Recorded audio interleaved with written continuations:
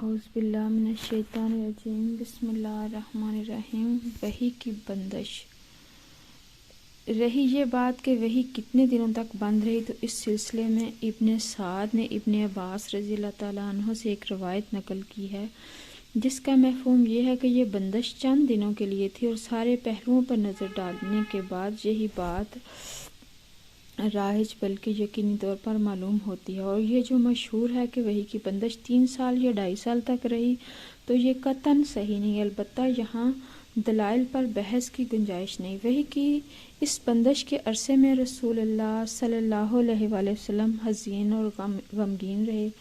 آپ صلی اللہ علیہ وآلہ وسلم پر حیرت و استعجاب طاری رہا، چنانچہ صحیح بخاری کی کتاب تفسیر کی روایت ہے کہ وحی بند ہو گئی، جس سے رسول اللہ صلی اللہ علیہ وآلہ وسلم اس قدر غمگین ہوئے کہ کئی بار بلند و بالا پہاڑ کی چوٹیوں پر تشریف لے کر وہاں سے لڑک جائیں، لیکن جب کسی پہاڑ کی چوٹی پر پہنچتے کہ اپنے آپ کو لڑکھا لیں تو حضرت جبرائیل علیہ السلام نمودار ہوتے اور فرماتے: اے محمد صلی اللہ علیہ وسلم، آپ اللہ کے رسول برحق ہیں، اور اس کی وجہ سے آپ کا اضطراب تھم جاتا، نفس کو قرار آ جاتا اور آپ واپس آ جاتے۔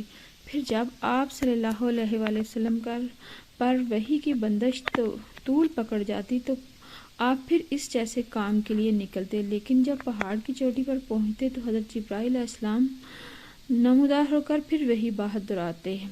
جبرائیل علیہ السلام دوبارہ وحی لاتے ہیں۔ حافظ ابن حجر رحمۃ اللہ علیہ فرماتے ہیں کہ یہ یعنی وحی کی چند روزہ بندش اس لیے تھی کہ آپ صلی اللہ علیہ وسلم پر جو خوف طاری ہو گیا تھا وہ رخصت ہو جائے اور دوبارہ وحی کی آمد کا شوق اور انتظار پیدا ہو جائے۔ چنانچہ جب حیرت کے سائے سکڑ گئے، حقیقت کے نقوش پختہ ہو گئے اور نبی صلی اللہ علیہ وآلہ وسلم کو یقینی طور پر معلوم ہو گیا کہ آپ صلی اللہ علیہ وآلہ وسلم خدائے بزرگ و برتر کے نبی ہو چکے ہیں، اور آپ صلی اللہ علیہ وسلم کے پاس جو شخص آیا تھا وہ وحی کا سفیر اور آسمانی خبر کا ناقل ہے، اس طرح وحی کے لیے آپ صلی اللہ علیہ وسلم کا شوق و انتظار اس بات کا ضامن ہو گیا کہ آئندہ وحی کی آمد پر آپ صلی اللہ علیہ وآلہ وسلم ثابت قدم رہیں گے اور اس بوجھ کو اٹھائیں گے جو حضرت جبرائیل علیہ السلام دوبارہ تشریف لائے۔ تو حضرت جبرائیل علیہ السلام دوبارہ تشریف لائے۔ صحیح بخاری میں حضرت جابر بن عبداللہ رضی اللہ تعالیٰ عنہ سے مروی ہے کہ انہوں نے رسول اللہ صلی اللہ علیہ وسلم کی زبانی بندش وحی کا واقعہ سنا۔ آپ صلی اللہ علیہ وسلم فرماتے تھے: میں چلا جا رہا تھا کہ مجھے اچانک آسمان سے ایک آواز سنائی دی۔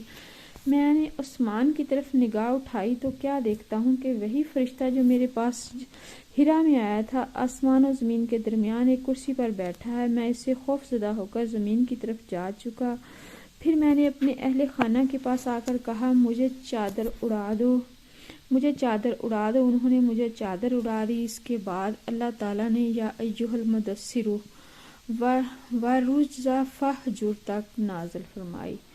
پھر نزول وحی میں گرمی آ گئی اور وہ پیاپے نازل ہونے لگی۔ وحی کی اقسام۔ اب سلسلہ بیان سے ذرا ہٹ کر یعنی رسالت نبوت کی حیات مبارکہ کی تفصیلات شروع کرنے سے پہلے وحی کی اقسام ذکر کر دینا چاہیے، کیونکہ یہ رسالت کا مصدر ہے اور دعوت کی کمک ہے۔ علامہ ابن قیم نے وحی کی حسب ذیل مراتب ذکر کیے ہیں۔ سچا خواب، اس سے نبی صلی اللہ علیہ وآلہ وسلم کے پاس وحی کی ابتدا ہوئی۔ فرشتہ آپ صلی اللہ علیہ وسلم کو دکھلائی دیے بغیر آپ کے دل میں بات ڈال دیتا، مثلا نبی کا ارشاد ہے: ان روح القدس نفث فی الروع انہ لن یموت نفس حتی تستکمل رزقها فاتقوا الله واجملوا فی الطلب ولا یحملنکم استبطاء الرزق علی ان تطلبوه بمعصیۃ اللہ فإن ما عند اللہ لا ینال الا بطاعتہ۔ روح القدس نے میرے دل میں یہ بات پھونکی کہ کوئی نفس مر نہیں سکتا یہاں تک کہ اپنا رزق پورا حاصل کر لیں۔ بس اللہ تعالیٰ سے ڈرو، طلب میں اچھائی اختیار کرو، رزق کی تاخیر تمہیں اس بات پر آمادہ نہ کرے کہ تم اسے اللہ کی معصیت کے ذریعے تلاش کرو، کیونکہ اللہ کے پاس جو کچھ ہے وہ اس کی اطاعت کے بغیر حاصل نہیں کیا جا سکتا۔ فرشتہ نبی صلی اللہ علیہ وسلم کے لیے آدمی کی شکل اختیار کر کے آپ صلی اللہ علیہ وسلم کو مخاطب کرتا، پھر جو کچھ وہ کہتا اسے آپ صلی اللہ علیہ وسلم یاد کر لیتے۔ اس صورت میں کبھی کبھی صحابہ بھی فرشتے کو دیکھتے۔ آپ صلی اللہ علیہ وسلم کے پاس وحی گھنٹی کے ٹن ٹنانے کی طرح آتی، وحی کی یہ سب سے سخت صورت ہوتی تھی۔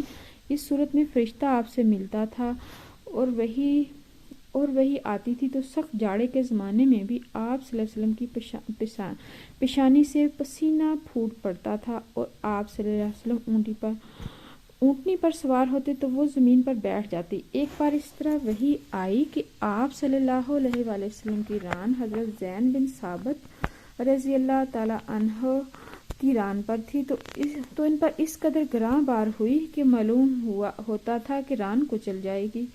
آپ صلی اللہ علیہ وسلم فرشتے کو اس کی اصلی اور پیدائشی شکل میں دیکھتے تھے۔ اسی حالت میں وہ اللہ تعالیٰ کی حسب معیشت آپ صلی اللہ علیہ وسلم کی طرف وحی کرتا تھا۔ یہ صورت آپ کے ساتھ 2 مرتبہ پیش آئی، جس کا ذکر اللہ تعالیٰ نے سورۃ نجم میں فرمایا ہے۔ وہ وحی جو آپ پر معراج کی رات نماز کی فرضیت وغیرہ کے سلسلے میں اللہ تعالیٰ نے اس وقت فرمائی جس پر آپ آسمانوں کے اوپر تھے، اور فرشتے کے واسطے کے بغیر اللہ تعالیٰ کی آپ سے حجاب میں رہ کر براہ راست گفتگو، جیسے اللہ تعالیٰ نے حضرت موسیٰ علیہ السلام سے گفتگو فرمائی تھی۔ وحی کی یہ صورت موسیٰ علیہ السلام کے لیے نص قرآنی سے قطعی طور پر ثابت ہے، لیکن نبی صلی اللہ علیہ وسلم کے لیے اس کا ثبوت قرآن کی بجائے معراج کی حدیث میں ہے۔ بعض لوگوں نے ایک 8ویں شکل کا بھی اضافہ کیا ہے، یعنی اللہ تعالیٰ روح در روح بغیر حجاب کے گفتگو کرتے، لیکن یہ ایسی صورت ہے جس کے بارے میں سلف سے لے کر خلف تک اختلاف چلا آیا ہے۔